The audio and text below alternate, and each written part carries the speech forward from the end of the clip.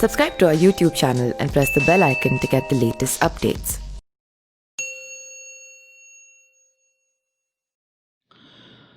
बिहार की राजधानी पटना में इंडिगो के स्टेशन हेड रुपेश सिंह की हत्या को लेकर नीतीश कुमार सरकार पर सवाल उठने लगे हैं।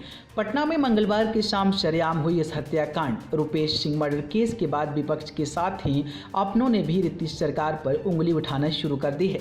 बीजेपी सांसद विवेक ठाकुर ने इस घटना के बाद कड़ी प्रतिक्रिया दी है। उन्होंने बिहार की एनडीए सरकार पर बड़ा सवाल किया है। विवेक ठाकुर ने कहा है कि 3 से 5 दिन के अंदर पुलिस को एक निष्कर्ष पर आना ही होगा, जिससे सीबीआई को भी इस केस को देने की स्थिति में यह मामला घिसा पिटा न हो जाए। राज्यसभा सदस्य विवेक ठाकुर ने कहा कि जिस शख्स की कोई आपराधिक पृष्ठभूमि नहीं है, उसे इस तरह से सरेआम गोलियां मारी गई है। यह बिहार की नई सरकार पर बड़ा सवाल है। अगर 3 से 5 दिन में निष्कर्ष न निकले तो इस केस को बिहार सरकार को तुरंत सीबीआई को सौंपना चाहिए। इस बात की भी तहकीकात होनी चाहिए कि क्या लॉ एंड ऑर्डर की बात प्रायोजित है, रुपेश के हत्यारे कौन है और उनकी हत्या क्यों की गई है, यह जानना पटना पुलिस के लिए चुनौती है, जिसे 3 से 5 दिन में पूरा करना होगा। विवेक ने कहा कि जांच समय से होनी चाहिए, वरना इस केस का भी हाल सुशांत सिंह केस टाइप हो जाएगा और केस सीबीआई को लंबे अंतराल के बाद मिलेगी।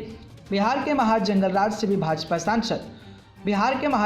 से भी भाजपा सांसद जनार्दन सिंह सिग्रीवाल ने भी इस घटना के बाद पुलिस पर सवाल खड़े करते हुए रुपेश सिंह की हत्या पर गहरा शोक व्यक्त किया है। उन्होंने रुपेश सिंह के साथ अपने व्यक्तिगत संबंधों को साझा करते हुए कहा है कि रुपेश सिंह से उनके पारिवारिक संबंध थे और उन्होंने ही रुपेश सिंह को कोलकाता से पटना लाया था। उन्होंने सरकार और डीजीपी से जल्द अपराधियों को पकड़ने और सजा देने की मांग भी की है। अब देखना दिलचस्प होगा कि जब अपने ही नीतीश कुमार पर निशाना साधने लगे तो नीतीश कुमार की मुश्किल कहां तक बढ़ती है। क्या रुपेश कुमार को न्याय मिल पाता है या फिर ये भी मामला सुशांत सिंह राजपूत जैसा ही निपट जाएगा? आपकी क्या राय है? कमेंट बॉक्स में हमें ज़रूर बताइए।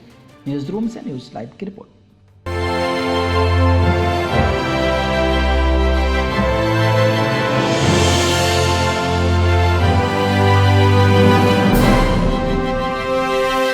Subscribe to our YouTube channel and press the bell icon to get the latest updates.